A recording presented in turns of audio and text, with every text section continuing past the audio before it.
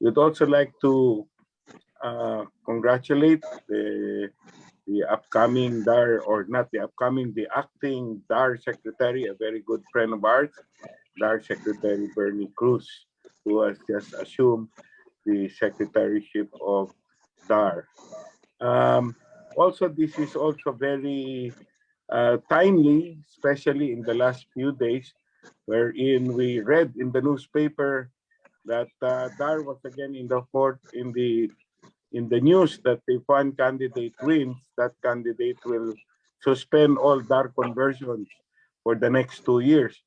That is quite alarming coming from a serious candidate, Isko Moreno, and I hope to be enlightened. We all want to be enlightened with this pronouncement, because this will spell really a death blow to the things that we have been advocating, which is housing. And so, without much further ado, I think I would like to say that this afternoon is really going to be exciting. Maraming salamat, Techi, and good afternoon to everybody. Yes. Thank you, our National President, Noel Totit Carino. Now, I'd like to acknowledge our Vice President and Director, Vice President for Chapter Affairs, who will do the acknowledgement of guests, Ms. Jo Yumol. Good afternoon, everyone. At this point, we would just like to acknowledge our very special, the participation of some very special people, not that the others are not, but we'd like to acknowledge, first of all, past President June Dulalia, Santras, from Santras, Attorney Basil Almazan, from CREBA, the National President Vivian Castro, from Rebap Makati, Aldonel Roque, of course, our EVP, Miss Elsie Chua, and all our other directors and officers. Our chapter representatives from Baguio, Mr. Tom Panis is here, from Batangas, Miss Aurea Lon, from Soxargen, Dr. Emily Lagare, from Iloilo, Sir Minying Maravilla, from Davao, Japet Diones, from Zamboanga, Engineer Mike Abubakar, from Pampanga, Miss Alice Crespo and Miss Carla Espinosa. So as we find the participants in the list, we will keep on acknowledging them from time to time. Thank you, Ma'am Techi.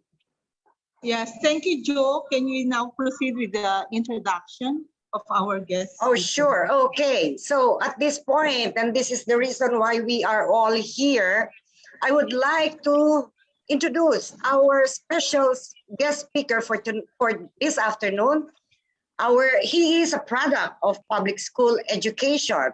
He finished his secondary education as a science scholar at the Pampanga High School.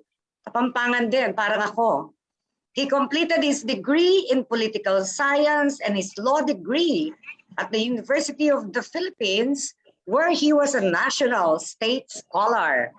He finished his basic management course at the Asian Institute of Management. He was admitted to the Philippine Bar in 1992 and practiced law for more than 2 decades. He was General Counsel of the Philippine Commission on the Year 2000 Compliance. Our speaker sits in the Board of Directors of the Land Bank of the Philippines as an alternate director. He also chairs the Trust Committee and is Vice Chairman of the Agri-Agra Social Concerns Committee. He was appointed Under Secretary for Legal Affairs of the Department of Agrarian Reform by President Benigno Aquino III in February 2015. In September 2016, he was appointed Under Secretary in the same capacity by President Rodrigo Roa Duterte. Currently, he heads the Agrarian Legal Sector of the department and is Vice Chairman of the DAR Adjudication Board. He is the Council Secretary of the Presidential Agrarian Reform Council. He graduated with a degree of Master in National Security Administration at the National Defense College of the Philippines just last August 5, 2021, with honors, receiving the Bronze Medal for Academic Excellence. He also received a meritorious award for his thesis entitled Beyond the Parcelization of Collective Certificates of Land Ownership Award, addressing the challenges of economic empowerment in the agrarian reform mandate. He received the Career Executive Service Officer Rank 1 from President Rodrigo Roa Duterte last July 27, 2021. So at this point, I have the honor and privilege to introduce our speaker who will discuss the new normal in DAR's land use conversion process. Ladies and gentlemen, let us welcome Attorney Luis Menrado Pangulayan, Undersecretary for Legal Affairs of the Department of Agrarian Reform. Welcome, sir. Thank you very much. Dapat pong salamat to our beautiful and dynamic Vice President, Ms. Jo Yumol, for that. Salamat po. And also, I'd like to greet my good friend, the President of CREBA, Noel Toti Carino, the ageless Toti Carino, and of course, my good friend, the Chairman of CREBA, Charlie Gorayev. I would like to greet all the members and all the officers of CREBA, an active partner in the actualization of the Philippine Development Plan of the government in the current dispensation. And I am certain that in the new dispensation, CREBA will remain to be a strong partner, a strong ally of government. I have been asked by the association today, by the chamber, to give you an update on the developing policy environment concerning conversion. Allow me first to give us a backgrounder on what conversion is all about. So I may request our secretariat to please kindly flash on the screen the PowerPoint presentation for this afternoon's discussions. Thank you. Let's now go to slide number. We are going to discuss administrative orders pertaining to conversion. As you know, we have issued recently DAR AO number 3, and we're releasing DAR AO number 3A, both this year. And they have something to do with the conversion process, a very critical concern of the Chamber of CREBA. Next slide, please. Conversion, technically speaking, is a change in the use of agricultural lands from agriculture to commercial, industrial, residential, or agro-industrial use. So that is what conversion is all about. It's not reclassification, which you get from the local government unit when they zone their areas in their territory. No, that is reclassification. Ours is conversion, the actual change in use of a specific parcel of agricultural land for commercial, industrial, residential, or agro-industrial use. Next slide, please. When we speak of conversion, it is something that is strictly construed against the applicant. You have to go through the process of complying with the with the conditions imposed by law and with the requirements and conditions imposed by DAR. Conversion, after all, is the inverse of coverage under the Comprehensive Agrarian Reform Program, or CARP. That is why it is always subject to tillers' rights, the rights of the actual tillers on the land. It is subject to food security. And this is very relevant at present as we meet the challenges of the pandemic. Food security is one of the foremost concerns of government as we try to reach the new normal, as we try to address the hurdles, the challenges in this VUCA world, wrought by this COVID-19 virus. And finally, it's subject to compliance with the conditions imposed by law and by the administrative orders of DAR. And these conditions, henceforth, must now be annotated on the title, on the converted title, for the guidance of the developer, for the guidance of the tillers, and for the guidance of the people, of the whole world, as a matter of fact, because we are going to register that in the Register of Deeds. We say that it is the inverse of coverage because once agricultural land is converted, it is no longer subject to the 5-hectare ownership ceiling. It is no longer subject to the possibility of its being covered for acquisition by the state and distribution of the land into several parcels to qualified agrarian reform beneficiaries.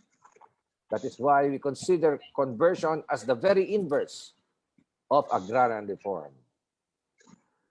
Next slide, please. At present, the statutory obligations are found under Section 65 of RA 6657 as amended by Section 20 or 11 of RA 9700. We are also using as reference DAR Administrative Order Number 1, Series of 2021. You will find in DAR Administrative Order Number 1, Series of 2021, all the requirements, all the procedural, formal legal requirements that you have to submit to the DAR as you apply for conversion. And then we have DAR AO1, Series of 2019. This administrative order provides that DAR will not accept incomplete applications. DAR will also process complete applications within 30 days, provided that there will be no protests or any opposition from farmers after all the dialogues have been undertaken with the affected tillers and after the ocular inspection has been made. Next slide, please.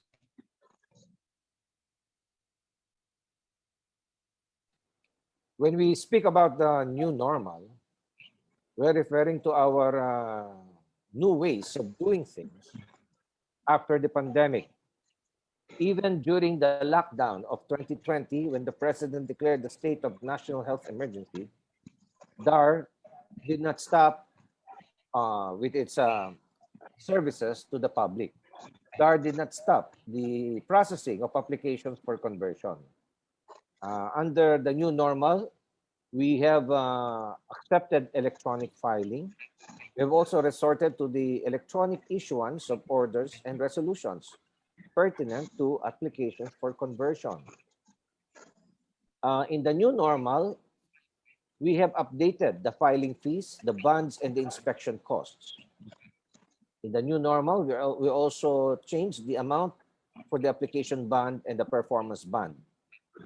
And we have also asserted there that we will no longer accept and will no longer docket incomplete applications. These are some of the changes that we have introduced after the pandemic, during and after the pandemic. Next slide, please.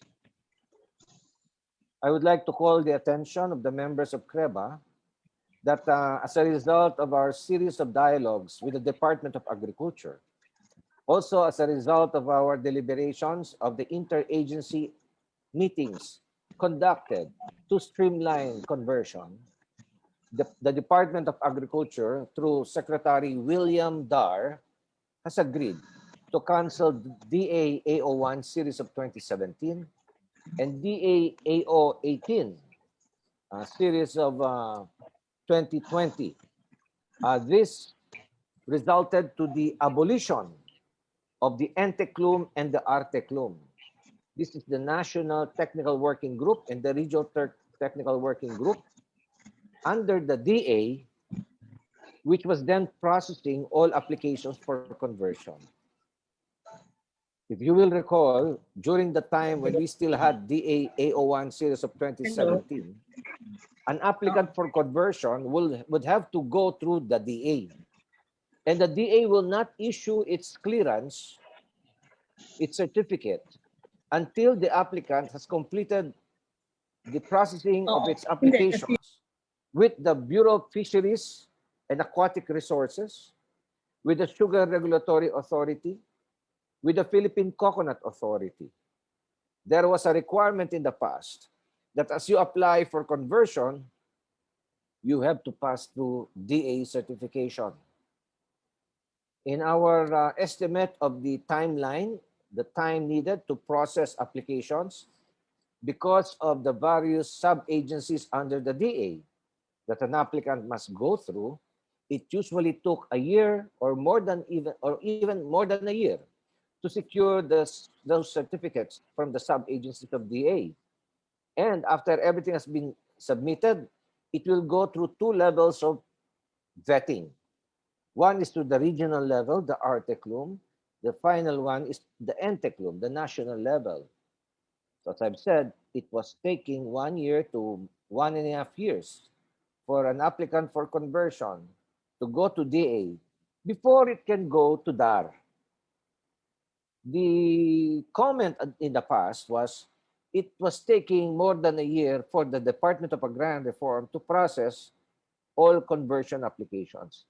The reason, after we have investigated on those complaints, is simply because it was taking longer for the DA at that time to process the preliminary certificate of the DA before the applicant can submit the actual applications to the DAR.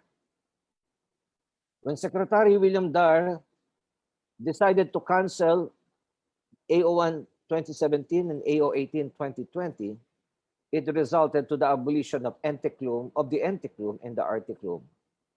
Thus, under the current state of affairs, an applicant for conversion needs no longer to apply for the preliminary certificate from the Department of Agriculture. This has already been provided under DAR Administrative Order Number 1, Series of 2019, and DAR Administrative Order Number 3, Series of 2021, and DAR Administrative Order Number 3A, Series of 2021. So maliwanag po na hindi na po tayo kinakailangan dumaan pa sa DA once we apply for conversion. That is very important. Now we go to the next slide, please. At present, in the new normal, and this is a work in progress, we have encountered some complaints from applicants that there is sometimes difficulty in securing the certificate of non-irrigable lands or certificate of the absence of irrigable lands or irrigated lands within the areas of the landholding subject of the application. Section 65 of RA 6657 as amended provides that the National Irrigation Authority must submit annually its consolidated report on the actual location of lands which are irrigated or irrigable.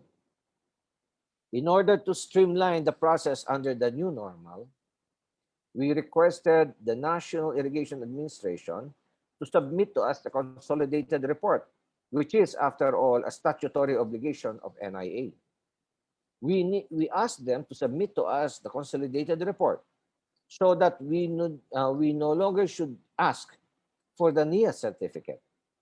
This will shorten, and this is shortening the time for the processing of the application. This time, we will rely on two things. First will be on the documents submitted by NIA. This is the consolidated report as required under Section 65 of RA 6657. Second is the actual field report done based on the conduct of the on-site inspection and investigation, or OCI, by our teams here at the central office. That report is necessary in order for us to evaluate the application.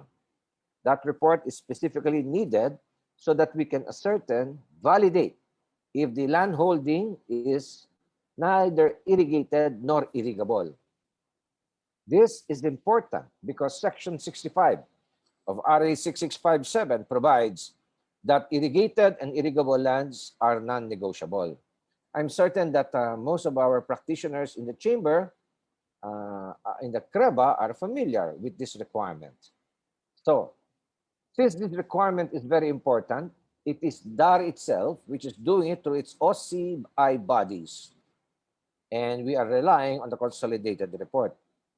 These two developments alone, with the DA and the NIA, we no longer have to go to the Anticlum and the Articlum of the Department of Agriculture. We will no longer require the submission of a certificate from the Department of Agriculture. We will no longer require the certification from NIA and rely on our own OCI report, and the consolidated report as submitted by NIA has speed up the processing of applications. I am not saying that we will always approve applications for conversion.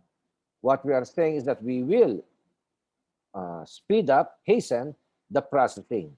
And such processing, depending on the merits of each application, can either result to the approval of the application or the disapproval of the application.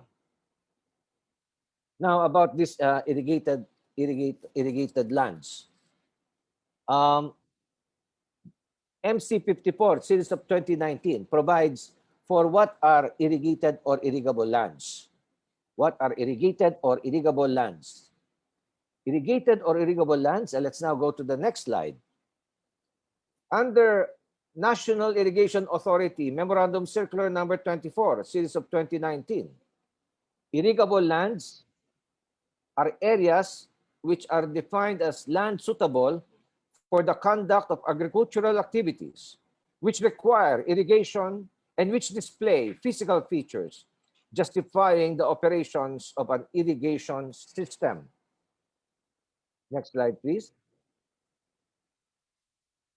Now, what are the elements of an irrigable land? This is another major change, the third major change in the policy environment. I say that this is a critical change because first, allow me to go through the elements of an irrigable land as defined by the National Irrigation Administration Memorandum Circular. Number one, it must have physical features which show an inherent potential for the development of an irrigation system, such as soil depth, soil texture, filtering, slope, and other relevant characteristics. Number two, there must be the potential for a quality water supply, which can be sourced through a distribution system.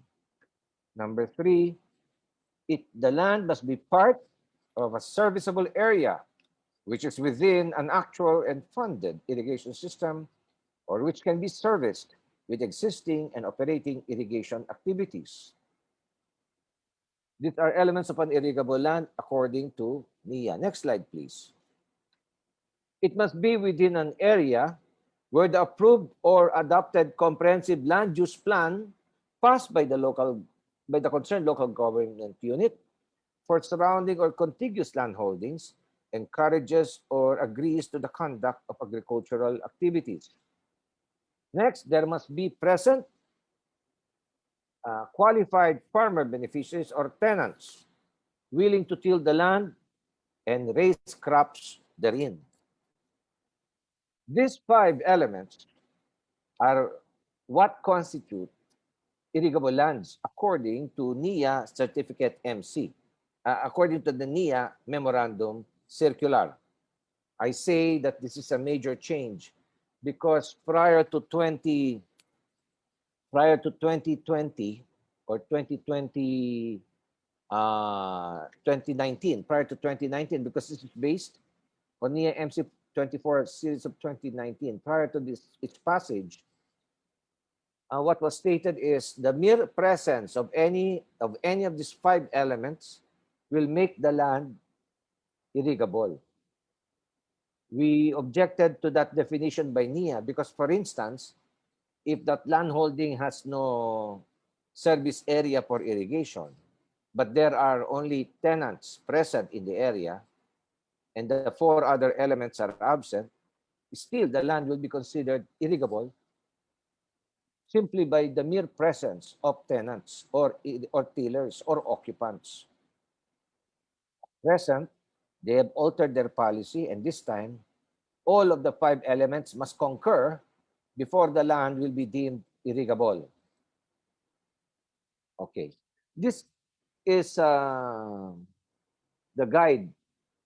This is the set of this is the set of criteria adopted by our on-site inspection and investigation teams as we verify if the land is actually irrigated or irrigable. This is very important because I've said earlier, irrigated or irrigable lands are non-negotiable for conversion. It cannot be converted because, as I've said, conversion is always subject to food security and the rights of tenants. More so on food security, and especially as we are now in the midst of a pandemic. So that will do away now with the requirement of going to the anticlum and articlum of the DA, of going to the requirement of securing approval from NIA. That will also do away with waiting for sometimes when NIA issues its certificates, they are susceptible to several interpretations, and we have to do it, the validation activities, to know what is the actual meaning of the NIA certificate that we received. So now we no longer require DA certification, we no longer require NIA certification. These changes are important. Another change which should be included in my presentation is the environmental compliance certificate of the DENR. Under the old rules, under DAR A01 series of 2002, the environmental compliance certificate, or the ECC from DNR, is part of the requirements for conversion. In DAR A01 series of 2019, we have deleted that requirement. We have deleted that requirement because an ECC will only be relevant as you implement your program, your development program. According to the DNR, it is premature to require for an ECC during that stage when everything is technically being planned, when everything is still on the drawing board during the period of application. You will only require an ECC at the very time when the project is being completed and is about to be completed. Therefore, we have converted the DNR's ECC not as a post-application requirement, but as a condition after the grant, a condition after the grant. The failure to secure ECC after the grant has been given and prior to project implementation will result to the revocation of the conversion grant. So under the new normal, things are fine because now we do not have to deal with the DA per se. Number two, we don't have to deal directly with the NIA, and we don't have to deal directly with the DNR. We are not saying that their determinations are no longer relevant, no, but they will no longer be required for the processing of the conversion application. Now we go to those critical projects under the pandemic. Next slide, please.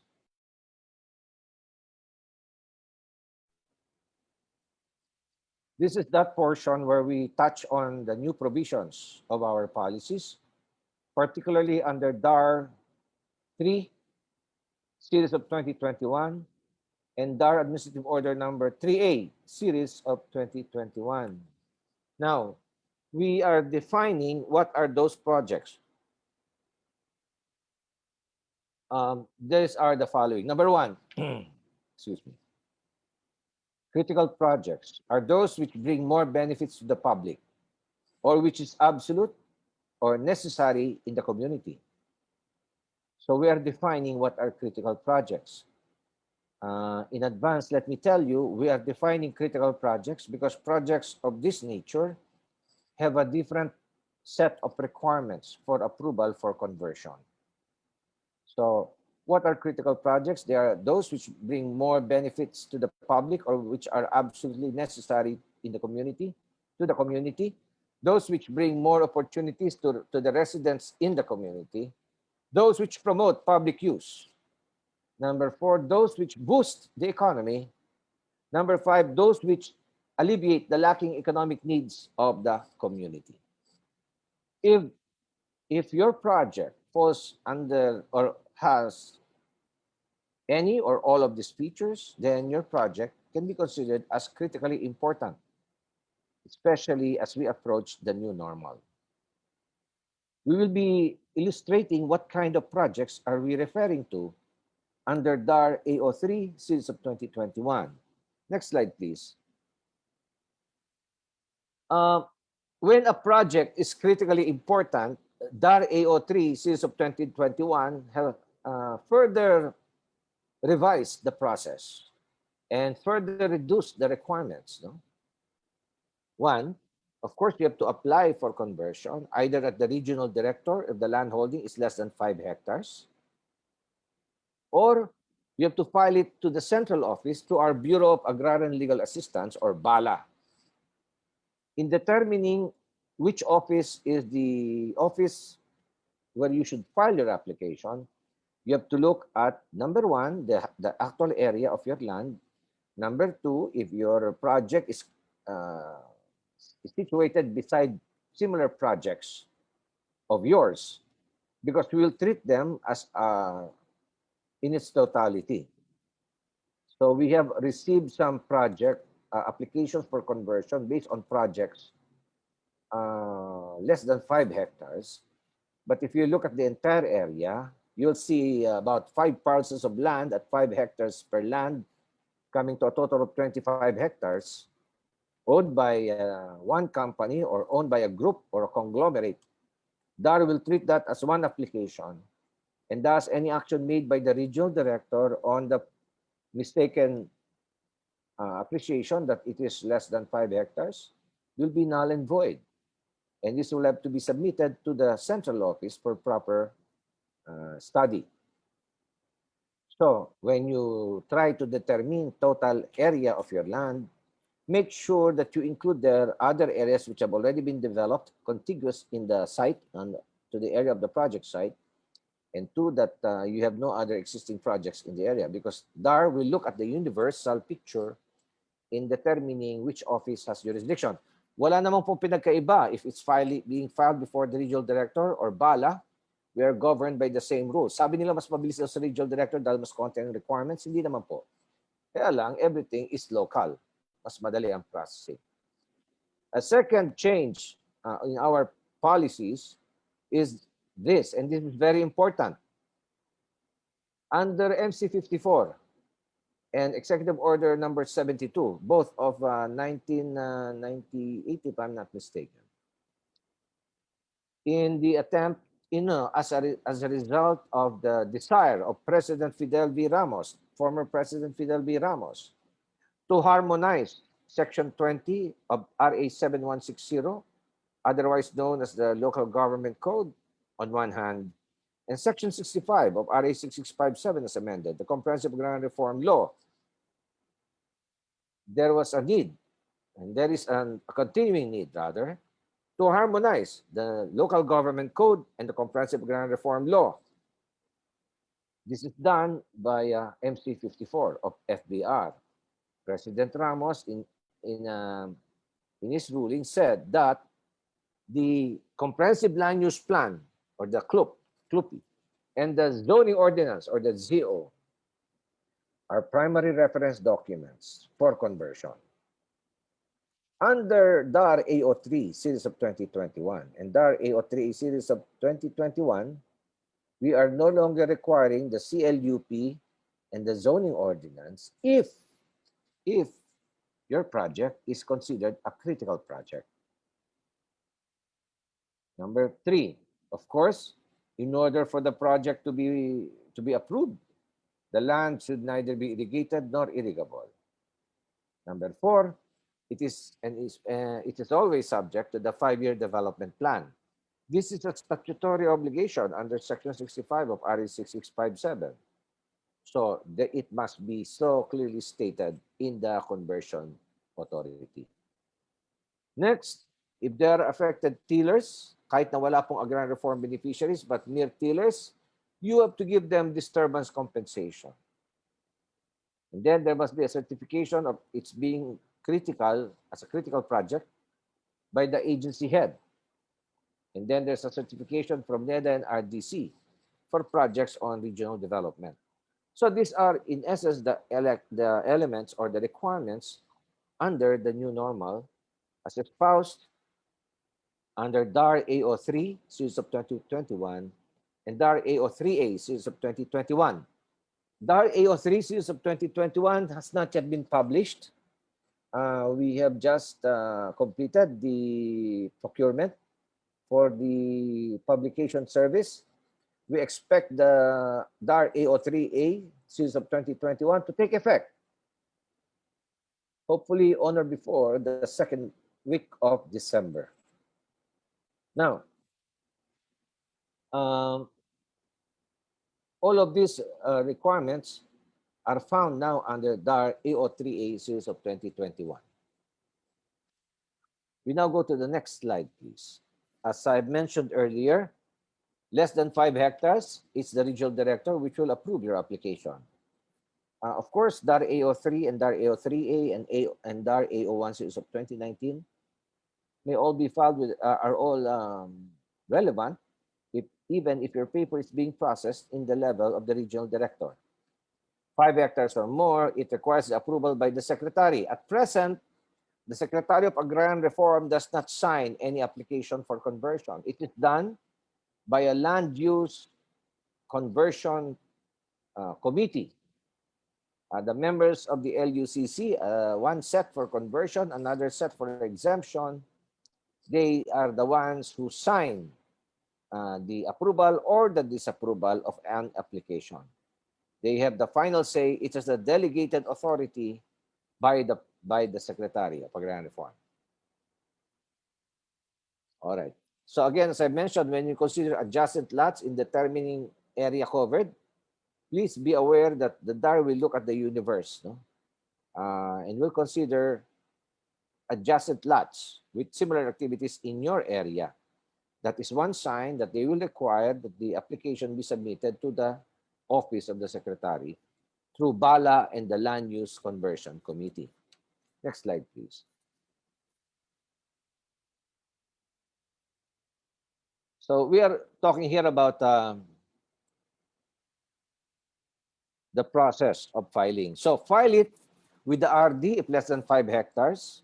File it with the LUCD BALA at the central office. It is under my office as Undersecretary for Legal Affairs. We have there a division, a director, no? A director for BALA in the person of Attorney Marge Aison. They are taking care of that. Next slide, please.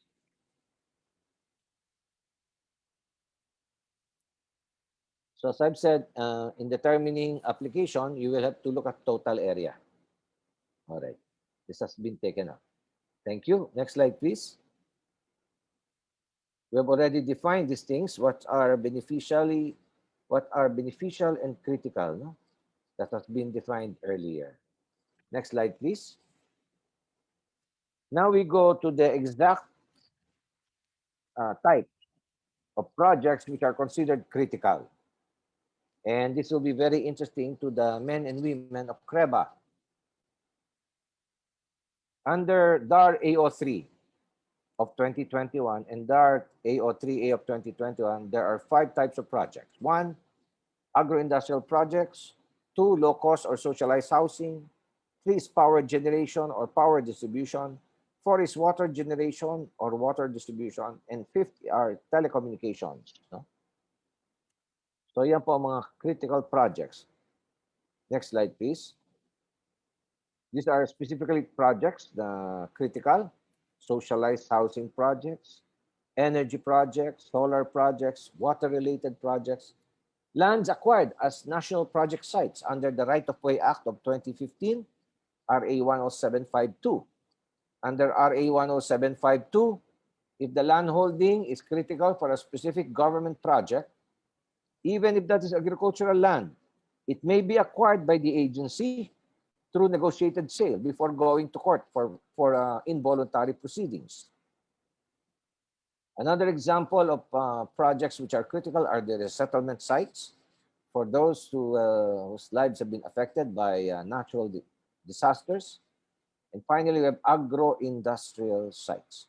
These projects are treated differently because we no longer require the submission of the comprehensive land use plan and the zoning ordinance. We will discuss the specific requirements of each project later. Now, first, ito na pala yung mga requirements. No? Let's go to the next slide, please. A conversion application for an energy project will require, for instance, it's under DAR AO3A, power generation, power transmission, power distribution. If it has the certification from the Department of Energy or the NEA, the National Electrification Administration, if NEA or DEA is the proponent agency. Number two, if the proponent agency is not available, it can be the local government unit involved in the project. Or if the local government unit cannot issue it, then the agency which is the proponent of the project should be the one who shall issue the certification that this project is critical, that this project is important. Ito po ang mga requirements if the project is dealing with energy generation and distribution. Next slide. Ito naman po itong sa housing. And ito naman po sa CREBA. A conversion application for socialized housing projects as defined under DAR AO1 series of 2002, which include but is not limited to those which are undertaken by government entities or subsidized housing or housing programs of the NHA or by the LGU or by a private entity, which complies with the low cost housing standards of the National Housing Authority as determined by the Socialized Housing Finance Corporation, SHFC, or those which are under the coverage of the National Home Mortgage Finance Corporation, and such other similar projects shall be certified by the DASUD, if it is the proponent agency, by the NHA, if it is the proponent agency, by the LGU, if it's the proponent agency, or by the agency itself, which is the proponent of the project, that it is a housing priority project based on Section 1 of these rules. So that's the second type. We now go to the third type. Next slide, please.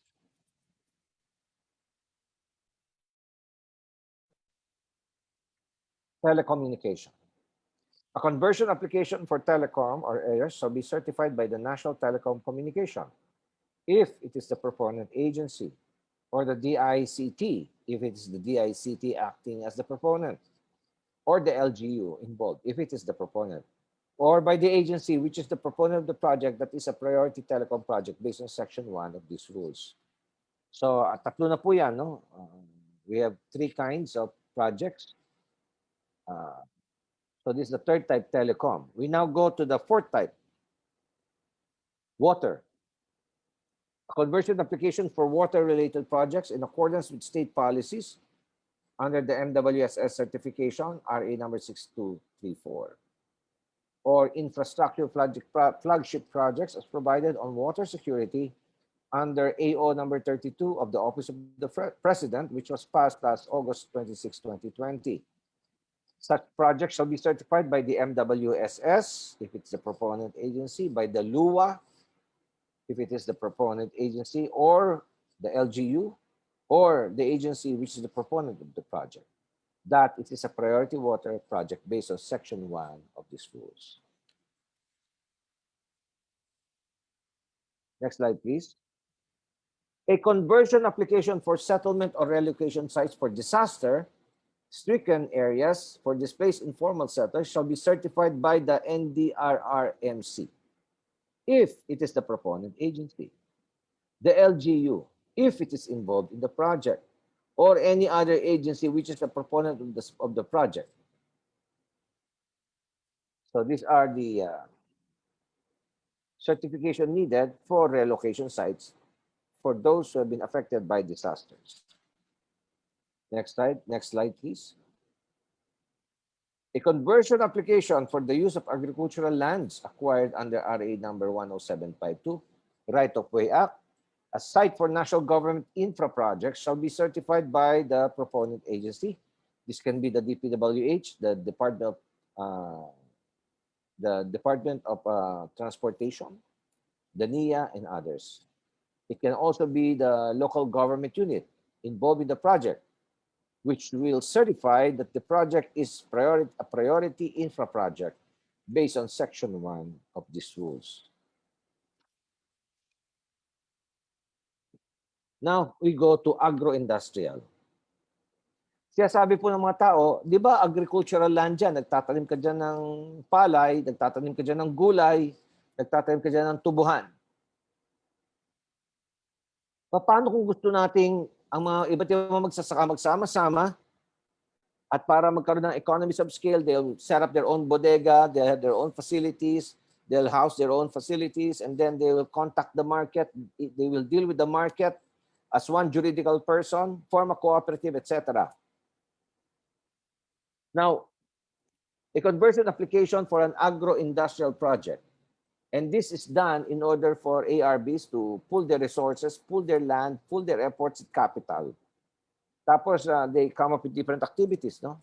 Nagkakaroon ng packaging, nagkakaroon ng marketing, agro-industrial yon. Now, it is said under AO3A and AO3, both of 2021, that the conversion application for an agro-industrial project shall no longer require any certification from the Department of Agriculture or any other agency. It is sufficient that the local government unit, if any, which is involved in the project, shall certify that it is a priority project based on Section 1 of these rules. In the absence of any participating local government unit, the DAR will evaluate itself the merits of the application and make the determination. Yun po ang mangyayari, no? Kung hindi available. Next slide, please. Agro-industry or agro-industrial undertaking is a generic term applied to the industrial processing of raw materials and intermediate products derived from the agricultural sector. It is defined broadly to include forestry, fishing, crops, and animal husbandry. It also includes the processing and packaging of food using modern equipment and methods relating to both industrial and agri purposes. These activities include but are not limited to the following. These are some of the examples. Number one, commercial processing of agricultural crops: coconut, jatropha, sugarcane, cassava, corn, pala, and sweet sorghum. These are some of the agro-industrial projects covered under the new normal. Streamlined processing. Number two, growing, processing, manufacturing of agricultural, animal, and marine products: livestock, piggery, poultry, dairy, fruits and vegetables, aquaculture products, etc. Next, we have integrated livestock, poultry, and related products involving primary production up to processing of final project or final product. Next slide, please. Some more examples. Processing of agricultural inputs such as feeds, vet drugs, and vaccines, fertilizers, and agri-chemical products. Processing of agricultural waste materials into commercially valuable products. Production and packaging of food such as meat, milk, eggs, fish, aquaculture products, and other similar items. Production or processing of raw materials for agro-industrial projects. Agro-industrial projects, let's go to the next slide. Agro-industrial projects, any and all applications for conversion for agro-industry or agro-industrial projects will only be approved if it is determined by the DAR within 30 days that it is a priority project necessary for the increasing yield and income of the farmers, agrarian farm beneficiaries, agrarian farm communities, ARB organizations, and AR cooperatives. Next slide, please. In any and all instance, the applicant must prove that his organization or her organization has the necessary financial, logistical, technological, or agro-industrial project within the total area covered in the application within a period of 5 years. Failure to do this, this is necessary, and this is stated under DAR AO3A to avoid bogus developers from applying applications before the DAR.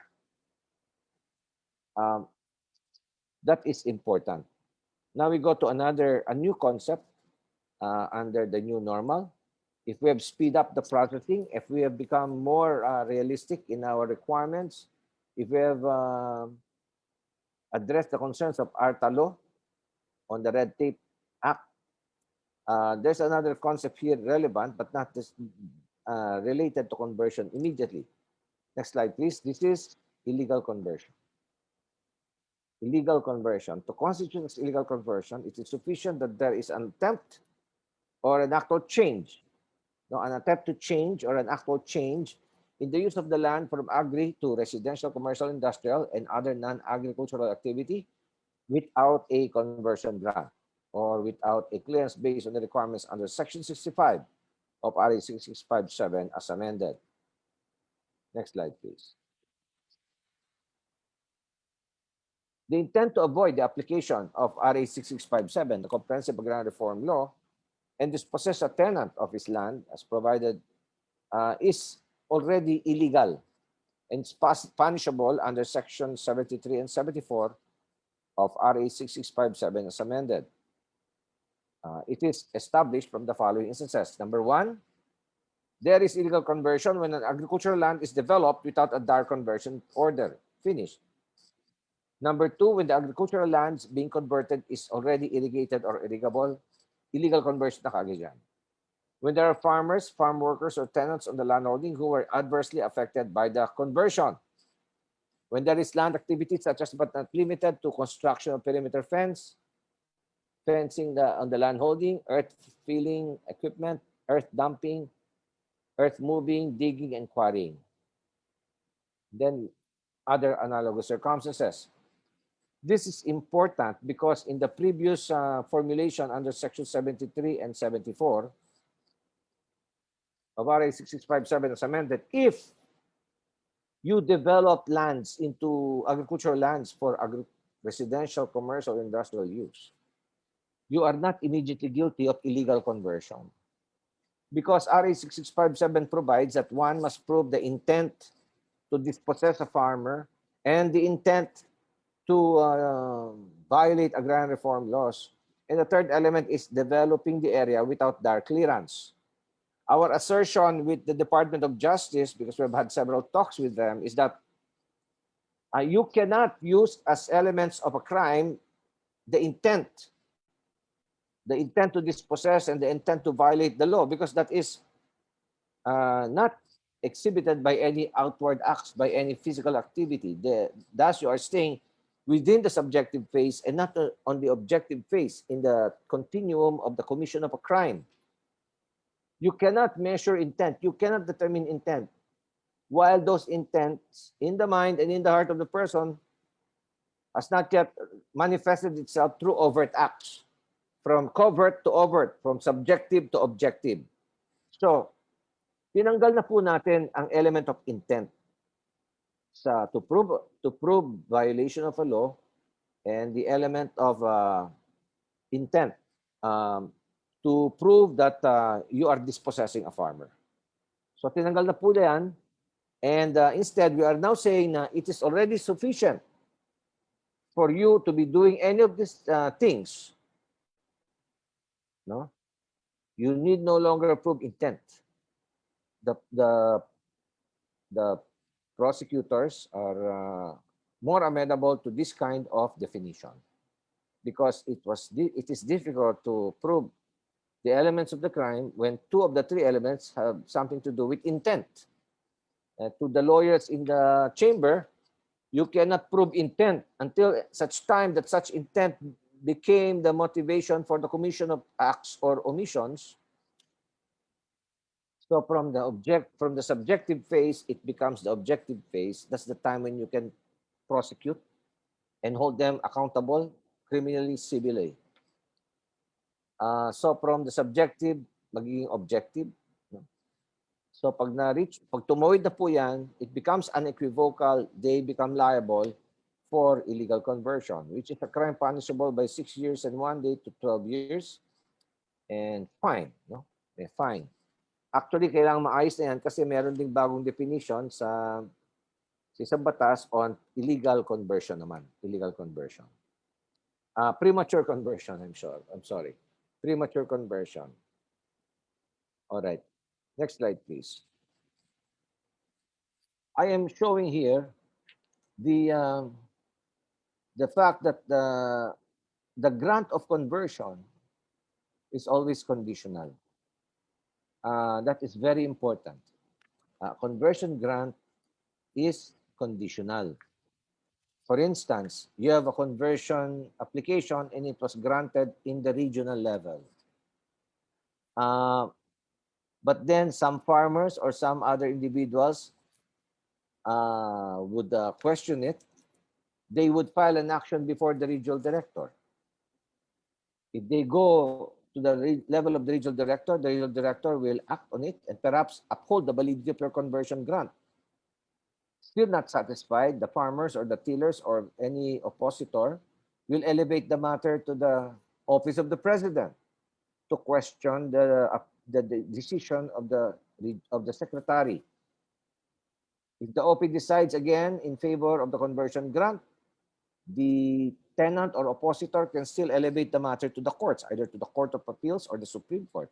Let us say that the matter is elevated up to the Supreme Court. And then all of a sudden, the Supreme Court upholds the validity, the correctness of the conversion grant. From the date of finality of the finality of the Supreme Court decision, that's the only time when the 5-year development period starts to run. That's the only time. Now, Section 65 of RA 6657 provides that you have to develop it. If you fail to develop it, it will be revoked under Section 65. It will be covered under Section 65. That will be a problem. If it is revoked, automatic coverage will result. Automatic coverage will result. That will be the outcome if you fail to develop it within 5 years. Now, to avoid this from happening, we have decided to always ensure that the dispositive portion is always annotated on the title. It is always annotated on the title. When it is annotated on the title, that will serve as notice to the whole world that while the conversion agreement has become final, while the conversion grant has become final and executory, the condition to develop it within 5 years, provided under Section 65 of RA 6657 as amended, will have to be annotated now on the title of the land converted as notice to the whole world that you have to comply with the 5-year development plan. The condition to develop it within 5 years is not lifted simply because it has become final and executory. That is the rule on the matter. That is the general rule on the matter. Next slide, please. So we are giving you now the listing of all pertinent policies of the Department of Agrarian Reform pertinent to land use conversion. The authority of DAR to approve conversion is based under Section 4 of EO number 129A. It is also provided the requirements, specific requirements, the land must not be irrigated or irrigable under Section 65 of the Comprehensive Agrarian Reform Law.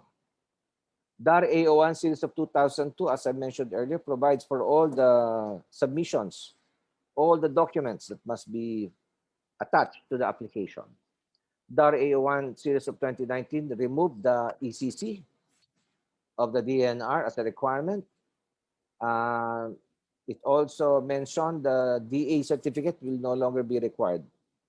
DAR AO3 Series of 2021 removed the NIA. It also removed the necessity of submitting the comprehensive land use plan and the zoning ordinance. Finally, under DAR AO number 3 Series of 2021, we have identified projects which are critical, important to the new normal, and if your application is of such nature, you need no longer submit the CLUPI and the zoning ordinance from the LGU.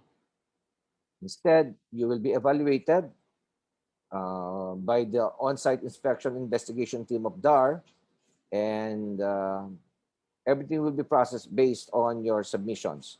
You have to have a strong, comprehensive development plan. You must have proof of your financial capability. You must have your proposal on how to address the needs of the affected tillers. What will be its benefits to the owners of the land or to the community itself. And then you have to attach there the favorable recommendation from the participating agency or participating local government unit. The new normal has given us a lot of challenges. The president's mandate is clear. The delivery of public service continues. We at DAR did not close our doors during the pandemic to ensure that applications for conversion will be processed.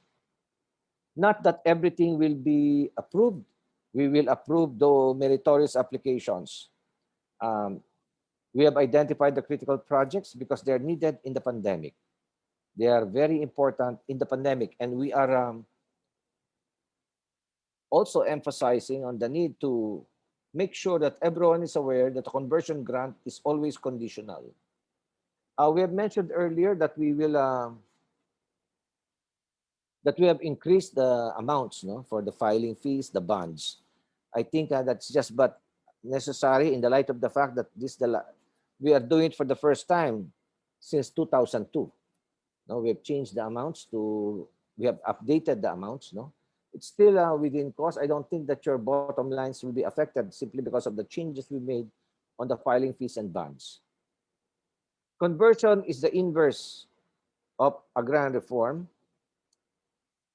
We have covered a total of 4.8 million hectares of agricultural lands.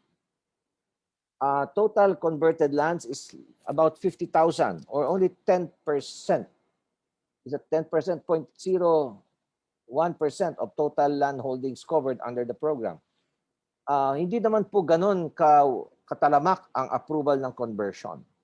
We have been very careful. We have been very strict in the application for conversion.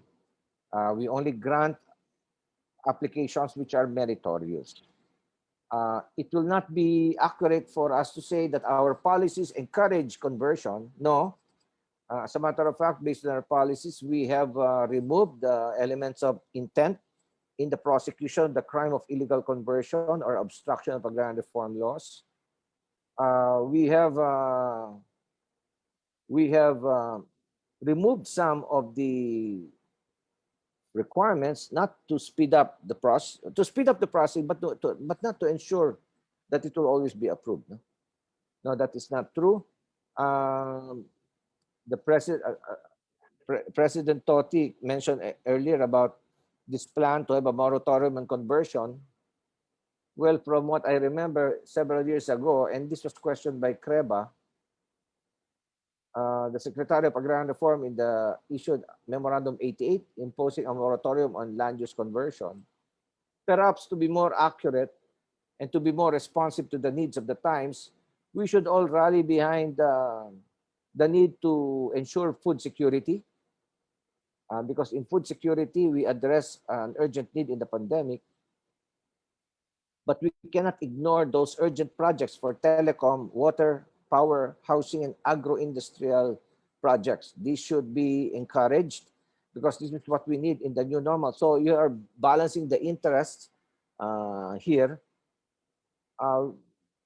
Perhaps it is not effective if we will impose a moratorium, and this is just a personal view, a moratorium on conversion, but to put up the fight against illegal conversion, put up a fight against versus the bogus developers, those who openly, blatantly violate agrarian reform laws so that they can proceed with conversion. And the nemesis of the program is not conversion per se, but illegal conversion. We need conversion in specific instances. That's why we have critical projects. So what we have to guard against is illegal conversion. And we trust that CREBA will always be a strong, consistent partner here, as you have shown through the years. Next slide, please. Well, that ends my presentation for today. I hope that I was able to give you some updates, no, on the policy environment on conversion in the time of the pandemic. Thank you very much. Yeah. Thank you, Yusek Pangulayan. Thank you for very informative presentation. And we shall now proceed with the open forum. May I just ask Chairman if President Totti would like to open the open forum to start with the Q&A? Chairman? Okay. Anyway, let me start with the question. In light of the ARTA law, which is supposed to be streamlining all government processes, I wonder how it affected the process of DAR on land conversion. Can you show us the highlights? Yes. We had a question before on the, we submitted a query to the Department of Justice on the applicability of the ARTA law. Applicability of the ARTA law to the conversion process. And we were able to get a DOJ opinion. Under the ARTA law, the ease of doing business things, there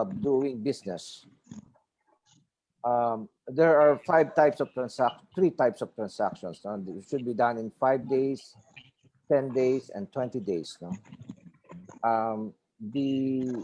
We presented the law to the Department of Justice. We presented the ARTA law on one hand, and we also presented the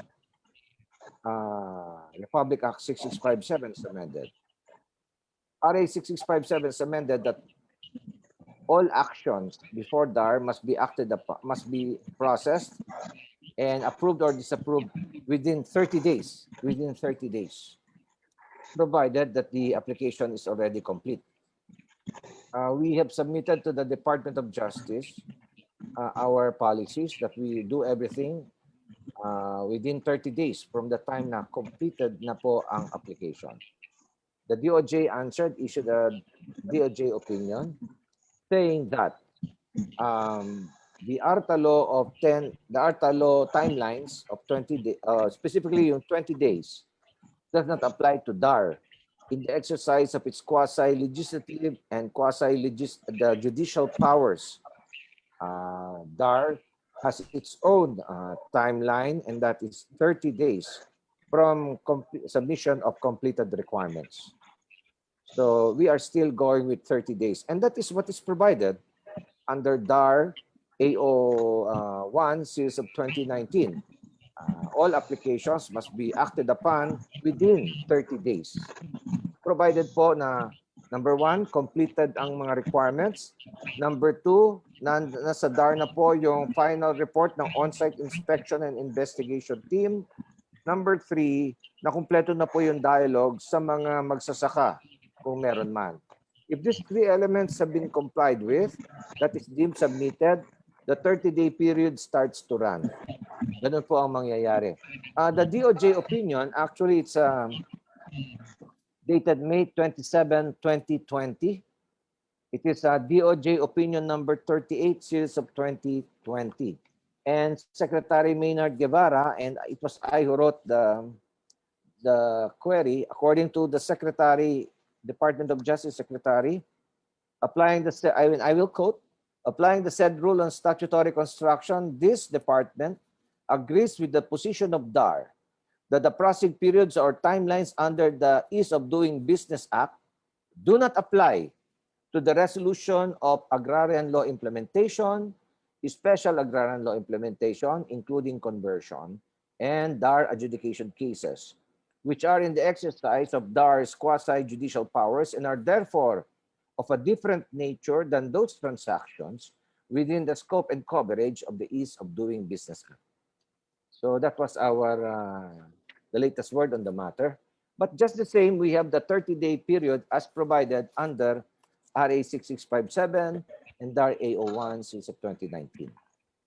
Okay. The other issue is the 30-day period runs upon completion of requirements. Yes. Okay. But what is the timeline during which the completion should be done? Because it's so open-ended, no? I noticed that you still have the same government agencies to deal with.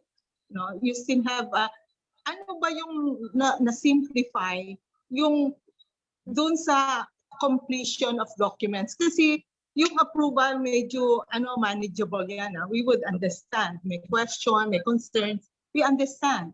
But the more critical point here is the completion of documents. And I noticed that when you try to complete the documents, you still have to deal with a lot of government agencies. May I just ask, how have you streamlined this completion of documents based on the old normal vis-a-vis the present proposed setup? How has it been streamlined? Number one, wala na po ang Department of Agriculture. Wala nang Department of Agriculture. This takes away 1 year to 1.5 years of processing time. Number two, wala na po ang ECC, Environmental Compliance Certificate ng DNR, as part of the requirements before grant of you must only secure the ECC from DNR during project implementation after the grant. So it's no longer a requirement. Number three, we no longer require the NIA certificate because we will use the data submitted by NIA, provided that the landholding is covered in the statistical data. Number four, wala na po ang comprehensive land use plan ng local government unit. Number five, wala na pong zoning ordinance. So you practically removed all the agencies, and it is just the Department of Agrarian Reform which is examining your documents. So these are all agencies taken out of the equation in our processing for conversion. Okay. But in terms of planning, because real estate development is a long-term process, no? We do 5 to 10 years of planning before we can even take off. And the basic issue that we have to resolve when we start planning for development is land use, no? And so far, our source of information, whether that particular property or land can be used for development, is the CLUP. Yes. So I wonder how is the CLUP taken in the proposed normal process of conversion? You said that you have already removed it. In other words, we cannot no longer rely on the CLUP, which is, you know, the easiest for us to deal with, kasi localized yan, no? So, at saka usually, na-approve na yan ng sanggunian, and then nakalagay na din yung zoning, zoning ordinances natin on the use of a particular property in a particular city or municipality. So if you have already somehow set aside the CLUP as a basis for land conversion, where will that put us? No, the CLUP and the zoning ordinance, that will be the lookout of the local government unit, not the DAR. In the past po kasi, we are still requiring that document. It takes more than 2 years bago makuha ang CLUP at zoning ordinance. Kaya ang ginagawa po ng DAR, kung yung merits lang ng conversion nyo, we will limit ourselves to the statutory requirements for conversion under Section 65 of the Comprehensive Agrarian Reform Law. The requirement of the CLUP and the zoning ordinance are based on Section 20 of RA 7160, otherwise known as the Local Government Code. That is the lookout of the DILG and the local government unit. We are not saying that that is not important, but we leave it up to the local government unit to police its own territory and make sure that all development projects there are in accord with the zoning plan as contained in the zoning ordinance and the comprehensive land use plan. DAR will no longer include that in its processing because we believe that the vetting process in the local government unit with regard to zoning has already been addressed. Or if it's not yet addressed, then the developer will inevitably address that, will inevitably face the music with regard to the requirements of the local government code, but it will not be a hindrance in the processing of the application for conversion. Magkaiba po kasi yung dalawa yung bagay na yon. Now, I also would like to state that we are only doing away with the CLUP and the zoning ordinance if your project are critical projects as defined under AO3 and AO3A of 2021. If they are not falling as critical projects, water generation, telecom, power, agro-industrial, housing, socialized mass housing, kung wala po sa limang yon, you still have to go to the CLUP and the zoning ordinance. Kinuha lang po namin yung exemption sa CLUP and zoning ordinance kung critical projects na kailangan po sa ilalim ng pandemya. Yun po. Okay. Ang isa, okay, so we presume that before you even consider a property for development, we have already consulted or coordinated with the local government relative to the CLUP and the zoning ordinance. And then you proceed. You're saying now that these particular conversion issues and the proposed processes are focusing on critical development, no? Like Yes. types and housing. And so para mga priority projects yan na kailangan Yes. talaga bigyan ng atensyon. Yet in the process that you have enumerated, I noticed that that local government is still part of all the processes involved. Meaning to say, babalik ka rin sa LGU kasi akala ko bago tayo magkompleto ng mag-even apply or consider conversion, naka-coordinate na tayo, meron na tayong clearance sa LGU na within CLUP and zoning ordinance tayo. Yet, pagpunta natin sa issue ng land conversion, kasali din sila. In other words, babalik din kami sa kanila. So parang this brings to light the importance of the National Land Use Act. And kasi of course we know that's still under process, no? Hindi pa siya na-approve. But what is the inclination of the DAR relative to the proposals on the Land Use Act and LUA?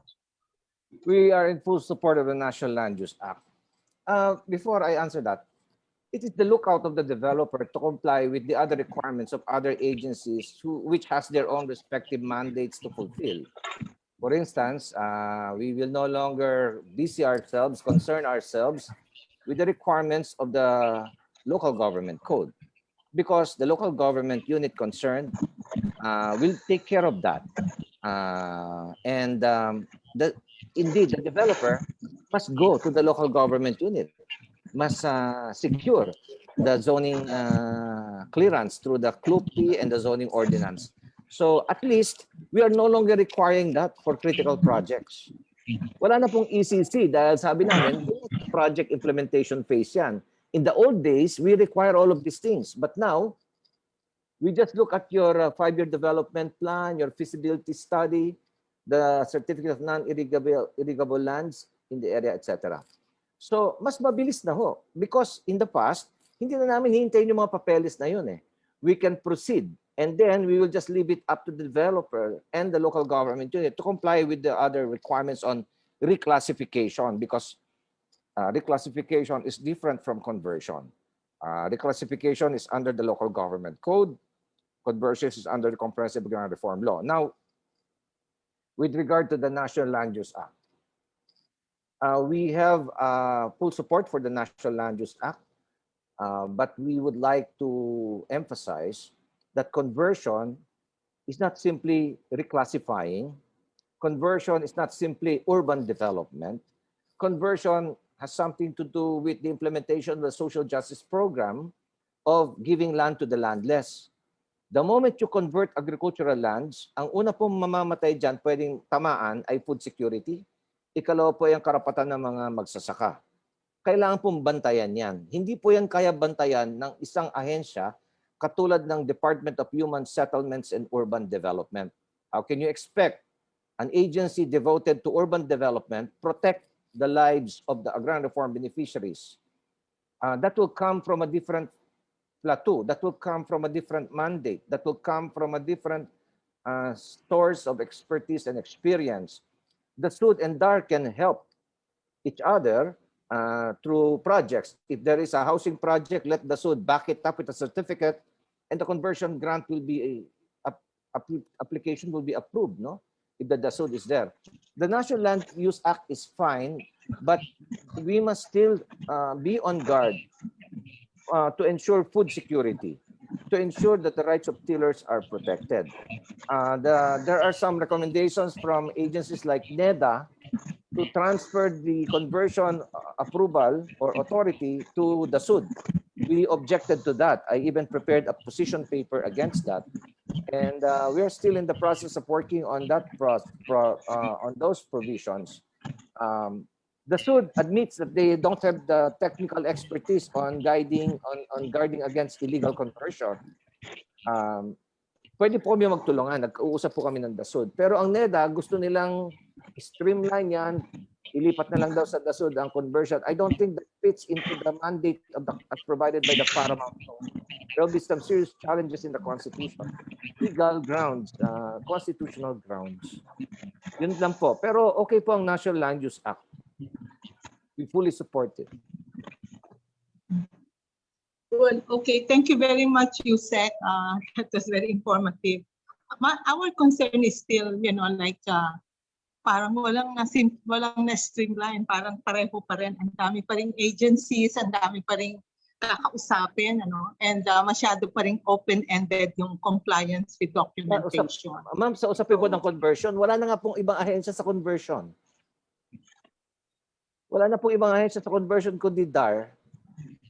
We have streamlined. In other words, yeah, I cannot answer for the other agencies. I can only answer for DAR. I can only answer for conversion. If your complaint is on reclassification, then you bring that up with the DILG, madam, not with the DAR. Because our business and our mandate is only on conversion of agricultural lands. There are no more agencies. We'll just look at your development plans. Okay. So you said, are you now saying, so purely on conversion, that is very good, very focused. Pero ibig bang sabihin, with the interagency coordination na yung NIA, with other agencies like, ano ba yung mga andami kanina, na kayo na yon. Kasi that, I think that is how other agencies are doing it, like BIR. They're interconnected already with other agencies like DTI and all that. So hindi ka na, pagka meron taxation issue, meron ng internal coordination among all other agencies, ang kakausapin mo na lang is BIR. Is that also the same process or principle being adopted on land conversion? In other words, all conversion issues, DAR lang ang kausap mo at lahat ng mga backdoor negotiation like NIA clearance, ECC clearance and all that, magba-backdoor investigation na ang DAR. At the end of the day, DAR na lang ang kausap. That should really be very ideal. How will that happen when that is not our mandate? Our mandate is to distribute agricultural lands to the landless. We are not for the realtors. We exist for the farmers. We cannot do your work. I don't understand. I don't know where you're coming from, but this I can tell you. When you apply for conversion, we will just rely on your applications. Now, your problem with DNR for the environmental compliance certificate, that's your problem. That's your business. We don't have we cannot get that ECC for you. Is that what you're saying? I cannot do that for you. We cannot do that for you. The realtors must know that as active citizens of this country, you have to comply with the mandates of the various agencies. We guard against bogus developers. We still have to deal with all of them. Because I never promised you that we will have to deal only with DAR with conversion. You will only deal with us if you will touch on lands which are agricultural. Oo nga, tama yun. Only on agricultural lands. Sabi in DAR nyo nga versus kanina, CREBA, the Supreme Court, in DAR versus CREBA, the Supreme Court told CREBA that reclassification is different from conversion. It's a decided case when CREBA sued DAR. So in other words, Yusek, what I'm trying to clarify on is yung bang interagency interactions or processing is already done by various agencies involved with just DAR as the frontliner on the For conversion. conversion. Yes, yes. Oo. Parang hindi na kami Only for kailangan conversion. pumunta sa DIA, ECC is not hindi na conversion. kami pupunta sa ano. Yeah, kasi other agencies have already done that kind of process. Panay may mga interagency backdoor na pagdating sa'yo, yung frontline agency lang ang kausap. So, yun lang sana yung clarification. Is it the same principle, the same process with That is DAR? my and lecture. conversion? That's why I said under DAR AO3, series of 2021, we no longer have to secure the DILG actions. We will process your application even without the CLUPI and the zoning ordinance. But for you to say now we will get your CLUPI and zoning ordinance for you, No. I don't think we will do If that. it is, let's say like if it is cable or communication, we still have to go to the ICT, we still have to go to the OTR, yung mga ganyan-ganyan. So pupunta pa rin kami sa isa. And then sasubmit ang documents completed to DAR. So ang kina-clarify lang namin, wala kayong interagency coordination in order to process an application. Pupunta pa rin kami isa-isa. That's the bottom line, I think. That's how you should do it. That's how you should do it. So, yeah. I cannot see any better way. We have streamlined it. We've cut it to 30 days from 2 years, 2.5 years. Yes. I think that's already an Yes. achievement. This is a product of an interagency effort starting in 2017 up to the present. Yes. Thank you for that, Yusek. That's really very helpful for us. Yeah. Can I turn over to Joe for other questions, Joe? Right, Do you okay. Thank you very much, Ma'am Techi. Thank you, Yusek Louie, for that very exhaustive welcome. presentation. At any rate, as a follow-through to what Ms. Techi was asking, reclassification, is that necessary for conversion to be processed for ordinary real estate development? Okay. For ordinary real estate development, ma'am, we still have to secure the zoning ordinance. Zoning ordinance, okay. You have to submit that as part of the primary documents attached to the application for conversion. That's under MC 4. Now, okay, yeah, thank you very much, sir. However, what if the LGU has not submitted an updated CLUP and has been reclassifying on a case-to-case basis in the same area, for example, where I am applying or where I would like to convert, and all the surrounding properties are already converted, but we could not seek a reclassification, for example, because it is very arbitrary. And when I say arbitrary, you know what I mean. Correct, ma'am. We have no other choice but to confer with the local government unit, with the Sanggunian, in order for them to come up with the update on their CLUPI and perhaps a revision of their zoning ordinance. I can understand your predicament there, but we have no other choice because they are coming from Section 20 of RA 7160, the local government code. Sila lang po ang may kapangyarihan sa reclassification. Iba't iba po ang nangyayari dyan. Kaya nga po, humiwalay na kami sa reclassification. Hindi na namin i-require sa mga priority critical projects unless dun sa non-critical projects na lamang po. We have no other choice but because it's mandated by law. Ginagawa po dyan ng mga tao, alam namin, is that they petition the Sanggunian and some of the locals there petition the Sanggunian for an update for the zoning ordinance, and they petition also the Provincial Land Use Committee to update the CLUPI. Iba-iba ang ahensya po ng pamahalaan na nakaupo dyan. Okay, understand, sir. But is there, is it ever possible that conversion be sought first before reclassification? Hindi, ma'am. Hindi po. Kasi kailangan it cannot be done because under AO1 2021 and also under MC 54 of Fidel Ramos, which has not been altered by any president after him, the comprehensive land use plan and the zoning ordinance are primary reference documents to be submitted to the DAR in evaluating the application for conversion. We have to do that. Okay, thank you very much.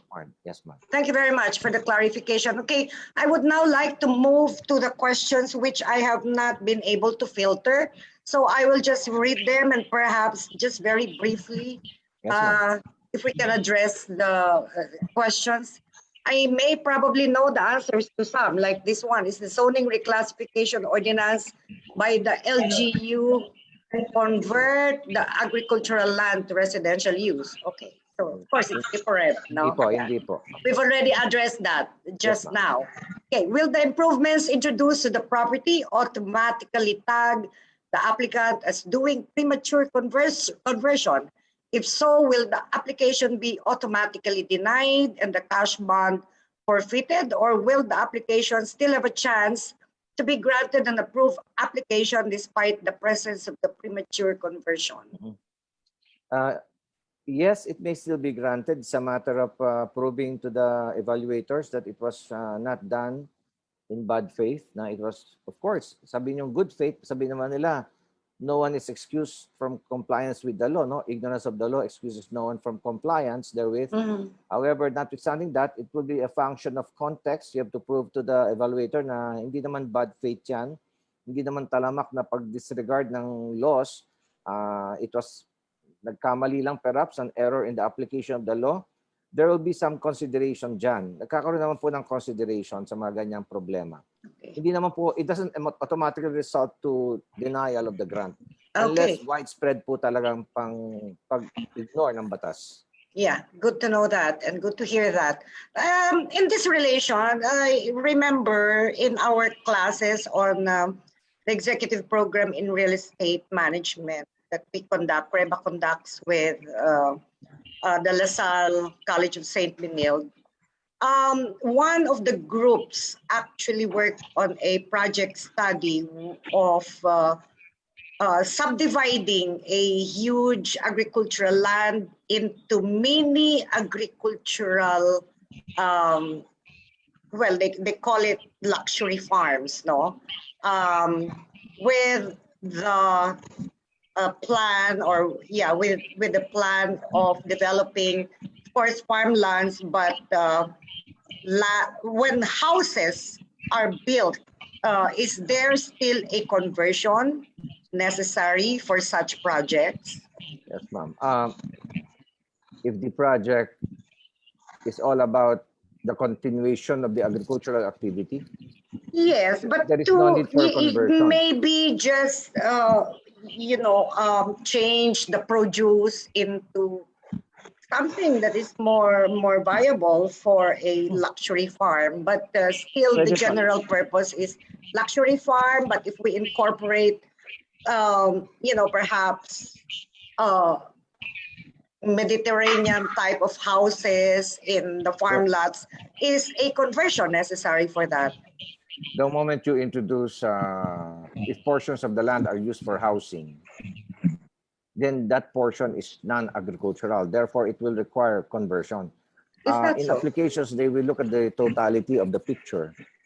If the project is more of a housing project, and the people will be buying lots so that they can have their houses and they have gardens there where they can, regardless of the size, where they can do agricultural activities, it's still predominantly agriculture. It's predominantly residential, so it will require conversion. It will require. When you say predominantly Yusek, is there a certain percentage of the use of the land for constructing your farmhouse? Wala po eh. Wala pang test of dominance or test of prevalent activity. It's a function of each application. Ano po? Yun po ang mga concerns dyan. Depende po sa project.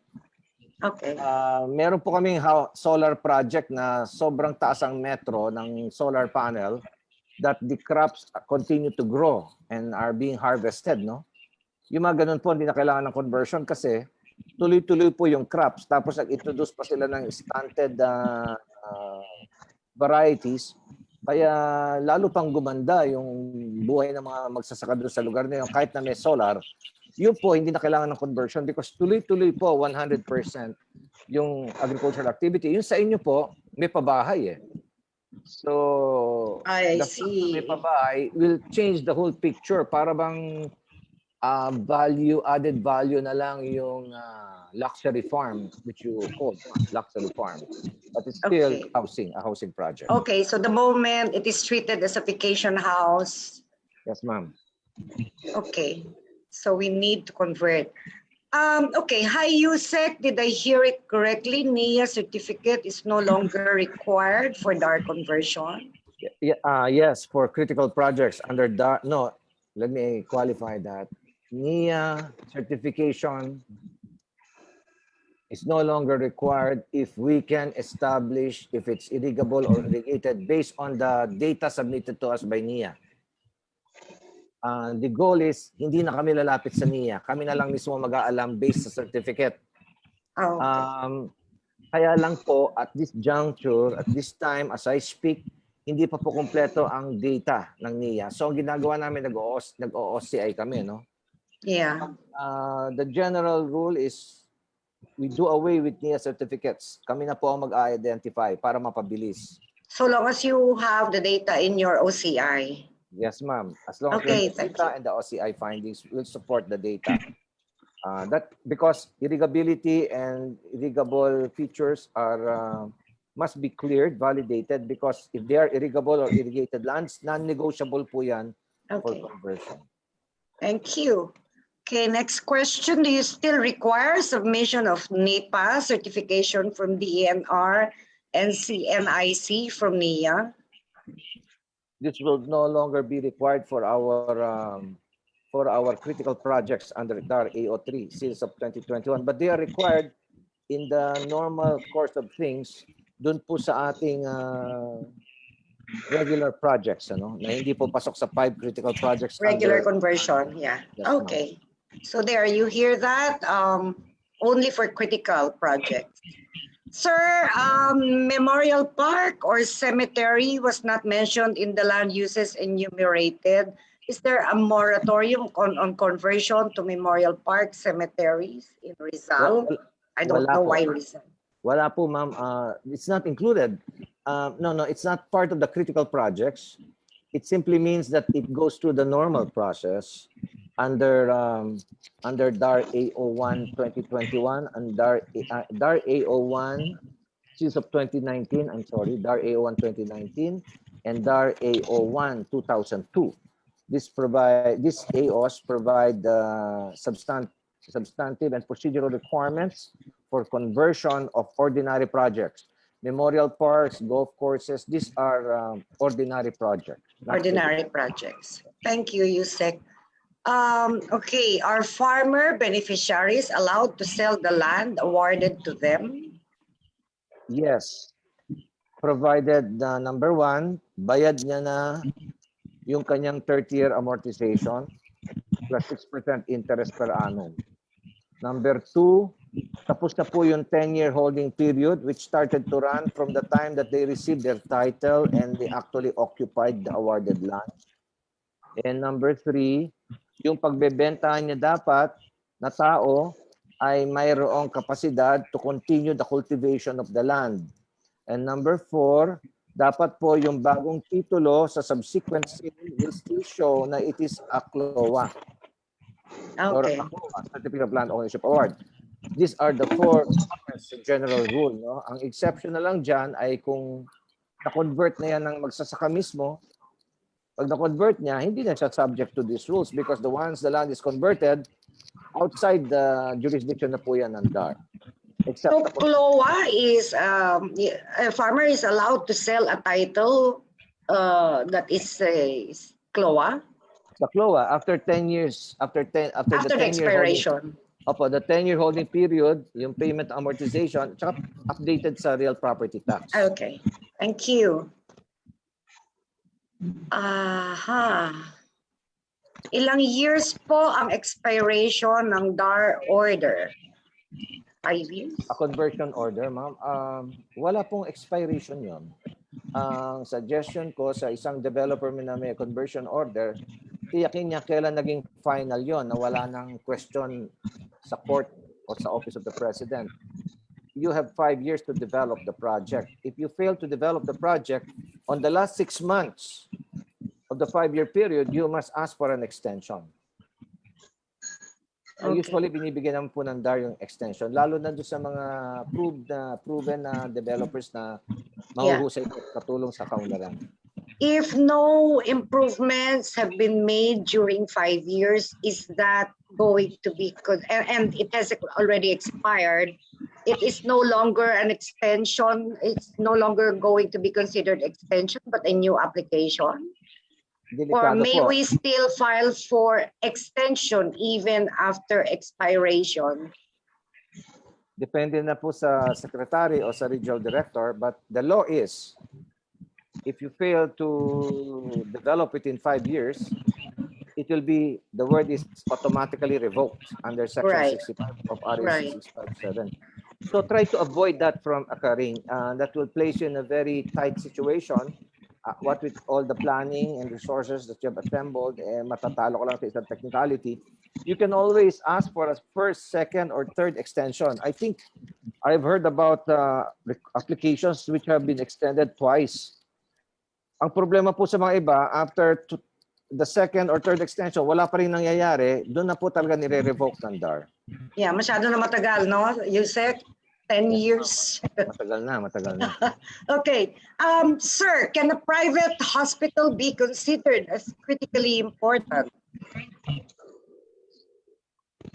Wala po siya sa listahan kasi lahat ito has something to do with the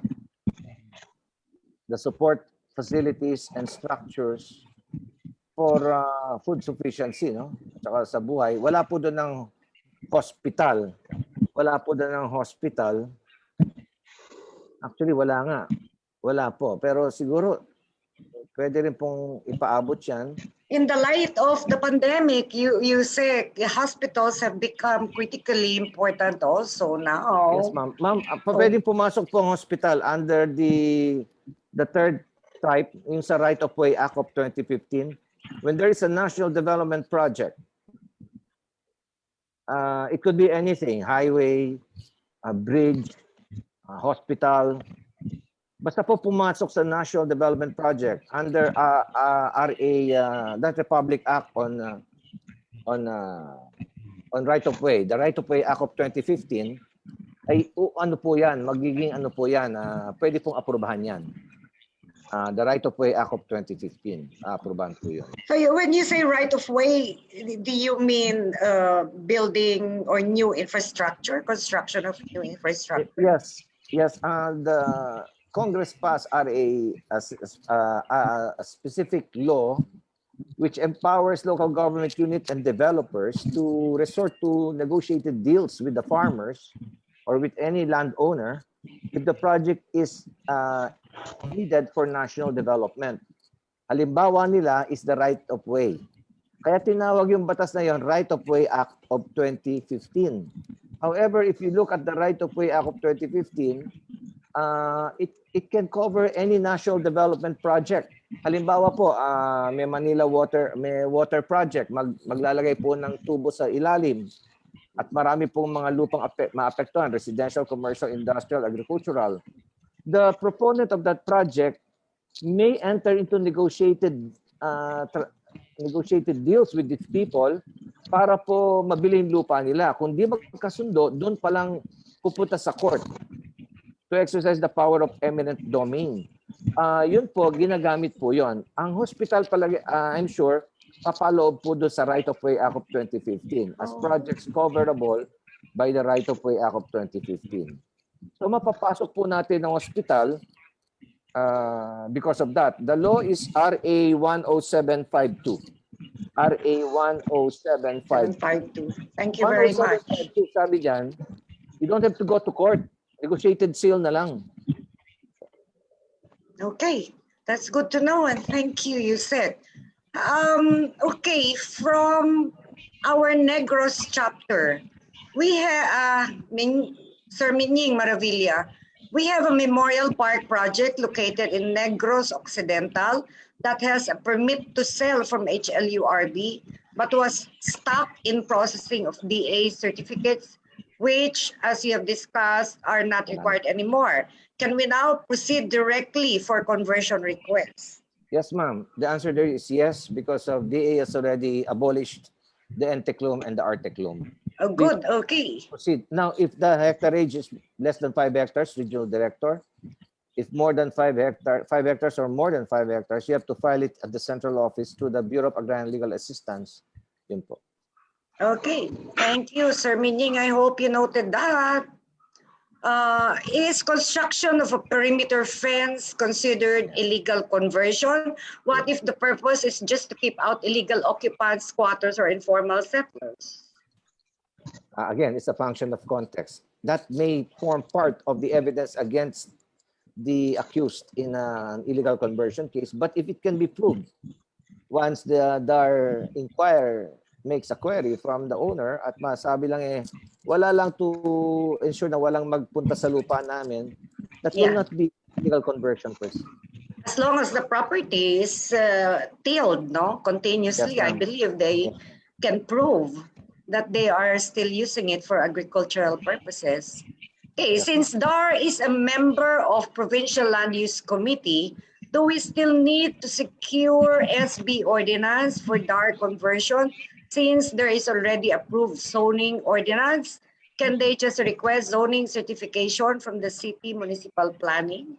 Sorry, I don't understand that too much. Hindi po. Sabi nila, is DAR, since DAR is represented in the Provincial Land Use Committee, which formulates the comprehensive land use plan, kailangan na ba, bakit hindi na lang yun ang gamitin as basis for conversion? Una sa lahat, reclassification is different from conversion. Iba po ang criteria for reclassification sa conversion.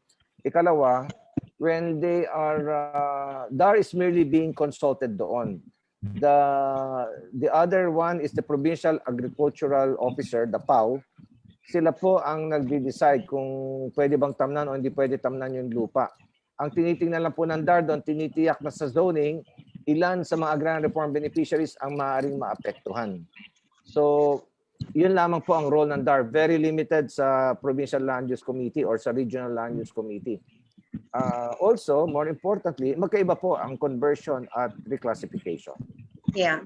And as we earlier discussed, if I understood it correctly, reclassification is a requirement in conversion. Yes, ma'am. Those documents are required. Okay, thank you.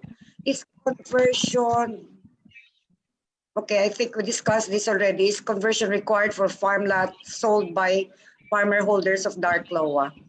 Okay, next question. I have an irrigated rice field, maybe at least 400 square meters, converted lease into furniture works and shop and commercial area without benefiting conversion. Since it's still agriculture into tax declaration, what should I do? If it's irrigated land, how can it be lease niya sa furniture works and shop and commercial area without conversion? Since the tax declaration now is agricultural, what should he do? Okay, the tax declaration is not a reference. It's not a reliable reference. You should look at the current zoning of your land, no? Where in what zone is the parcel of land situated? If that is situated in an agricultural zone, then you have to apply for conversion. If the land holding is no longer situated in another zone, residential, commercial, industrial, or any other zone, conversion, that means that your land is not agricultural and you need not convert. So paki-double check lang po. I see. So long as it is used or classified as non-agricultural, a simple reclassification is enough and the Basta hindi siya conversion is agriculture. Yes, ma'am. Basta hindi okay. siya agricultural land. Up Basta, to how big is that, or yeah, up to what size does that apply? What size of land? it all depends on the class.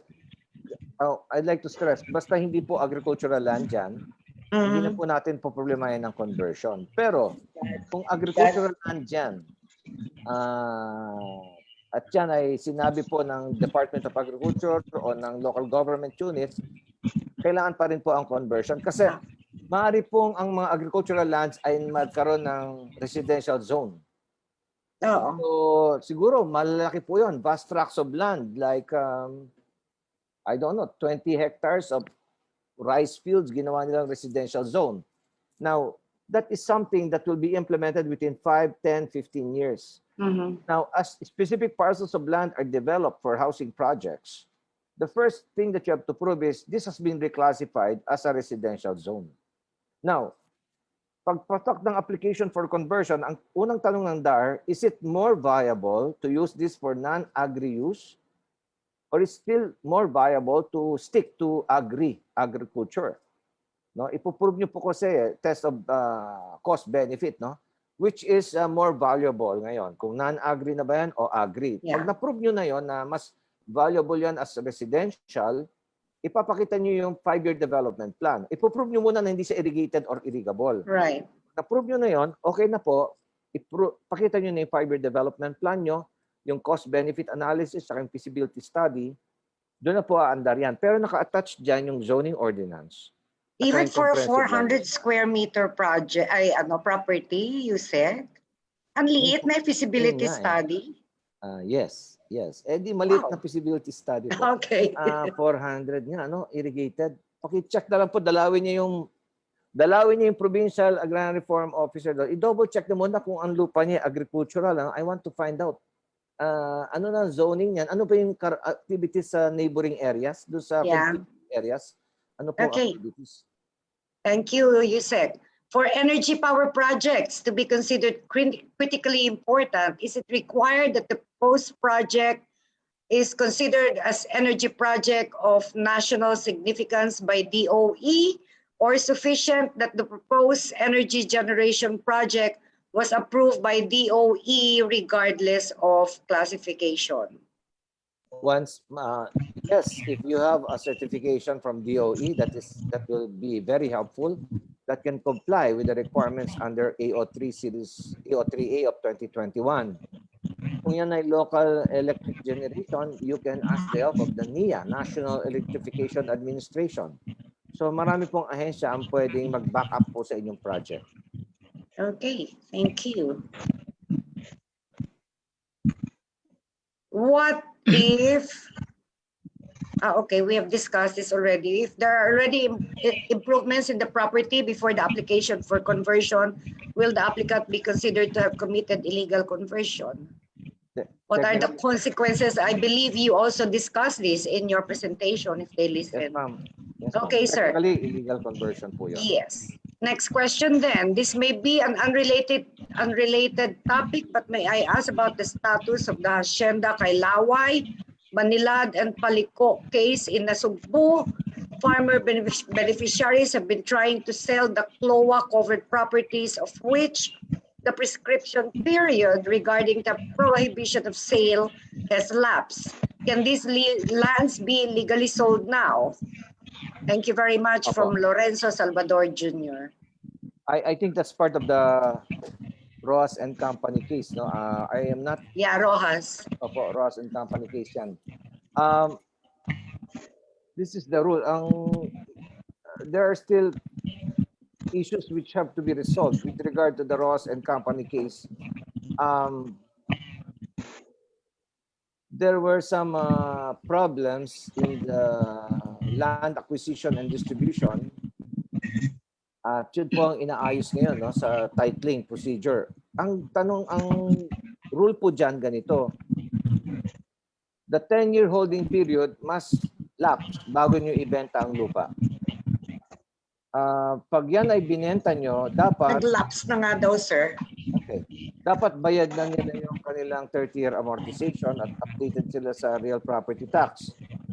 Ikaapat po, dapat yung bibili hindi lalagpas sa 5 hectares yung land holding niya. Yeah, Hindi po dapat lalagpas sa ownership ceiling. right. Kung yung mga yun po ay matutupad, I don't see any reason why DAR will not issue the the DAR transfer clearance. All right. Okay, I hope this answers your question, Mr. Salvador. Okay, Yusek, for agri-industrial or agro-industrial conversion, is it required that agricultural and industrial uses be coherent, or is it sufficient that both purposes, although different, can thrive in the same area? Yes, we have some examples of what are agro-industrial ventures under DAR AO3 and DAR AO3A, both of 2021. Any project dyan that will involve the pooling of land, pooling of resources, plus injection of capital so that they can avail of the economies of scale as they do packaging, export, marketing of their produce, no, on a larger scale and therefore more profitable level, that becomes agro-industrial. This was the assertion made by Secretary William DAR of DA. Kasi sabi ni Secretary William DAR, as we are confronting now the challenges of the pandemic, the ordinary farmer must team up with the other farmers and enter into viable ventures with capitalists na may pera para gumawa tayo ng mga agro-industrial projects. Halimbawa sa cacao o kaya sa pag-develop ng mga gamot galing sa mga hayop o mga fertilizer para naman gamitin sa patanim. These are all agro-industrial projects na pwedeng gawin at suportahan ng DAR through the DAR AO3A series of 2021. Full support po dyan. Thank you, Yusek. We've had you long enough already, no? We know that there are other things that you would like to do, wrap up work and everything. My At boss this point, perhaps I can just ask any of our panelists, do you have any question? And then Yusek, if you have anybody assisting you today, can we just please promise our audience that the questions will be noted and perhaps you can send to us your response so that we can broadcast this to Yes, them. ma'am. I can Thank give you, my, Yusek Louie. yes, the email address that I give you. Would you like it now, the email address? I give my email address. Okay, to the sir. organizers. Yeah, so that I can type it into the Yes, I will, chat box.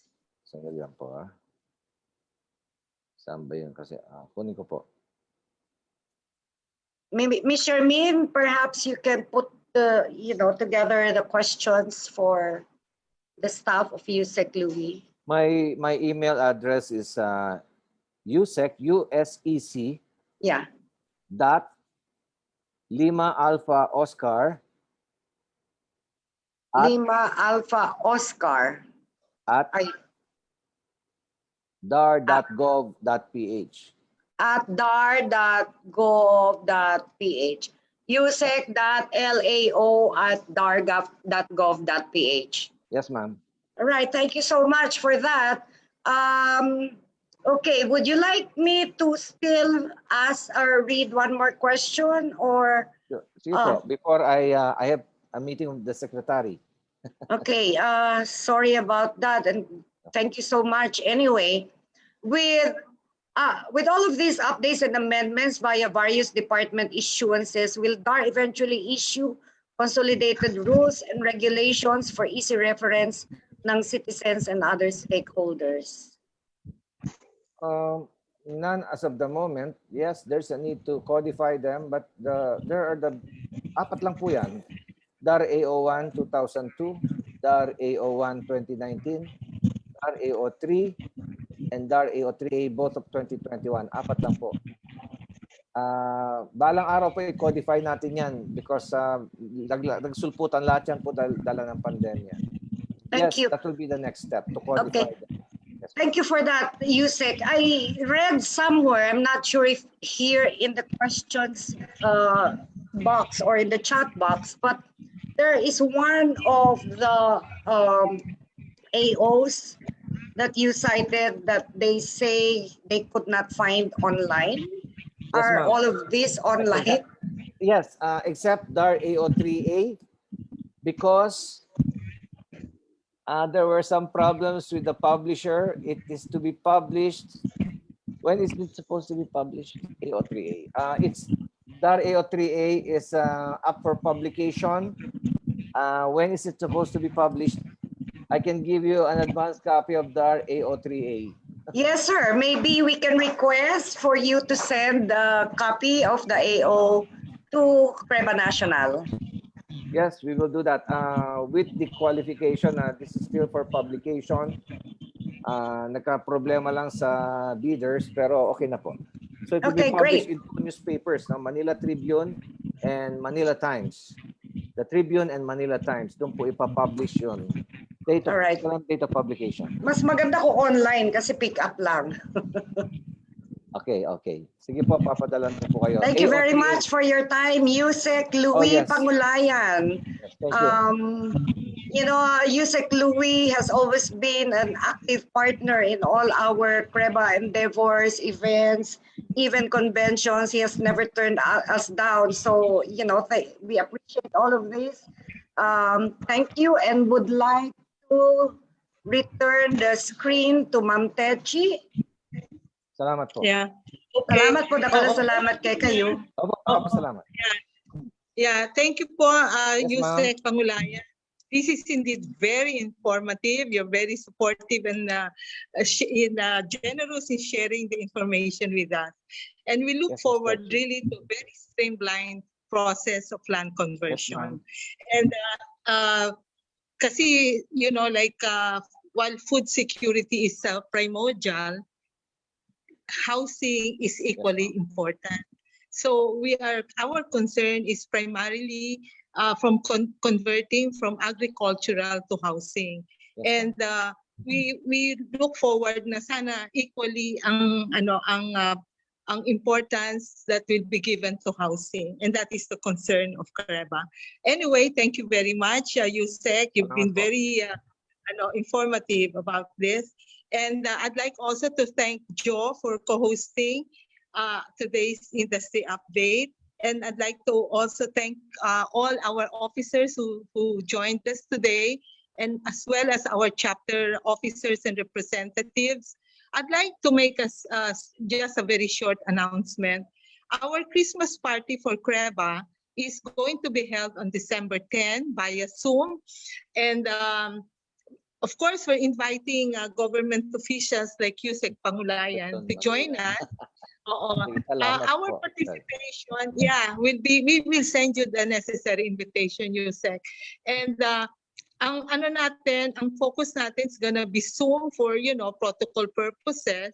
But we would like to invite our chapters as well as our company participating in the Christmas party to please prepare your song and dance numbers, because we have very, very interesting prizes for those who are joining the song and dance contest via Zoom. So we'd like to see all of you during our Christmas party, and we'd like to thank all of you for participating today. Thank you. And one last thing, photo op. Photo op. Charmaine, how do we put everybody on screen? Charmaine? Remove screen share. Yes. Sige, remove screen share. Okay.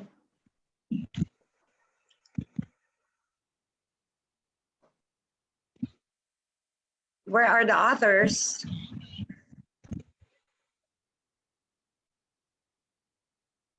Wala yung ating mga panelists. We can only have the panelists, Yusek. Wala na tayo. Okay na, Ma'am Techi. Wala eh. I don't think they're appearing. I think we should let Yusek Louis go. Yeah. Oo. Yusek, very much. maraming salamat po. Welcome po at marami din po Thank you. salamat sa pagkakataon. So, Godspeed, God bless po sa lahat po ng inyong isinasagawa. Pagpatuloy po natin ang active partnership between the public and the private sector. CREBA is at the helm of genuine development. Indeed, housing is a critical concern. Yung mga bahay natin, dating agricultural lands po yan, nakatayo. No? So that's very important. Tayo po lahat. No? Important po talaga ang housing. Thank you very much. Yes. And Godspeed po. Salamat po. Thank you. Yes. Thank you, Yusek. Bye-bye. Bye-bye. Thank you. Thanks. And bye to everyone. Thank you, Joe. Bye, Ma'am Techi. Thank you for having me. Yeah, okay. Bye-bye. Bye. Bye-bye. Bye, everyone. And Take care.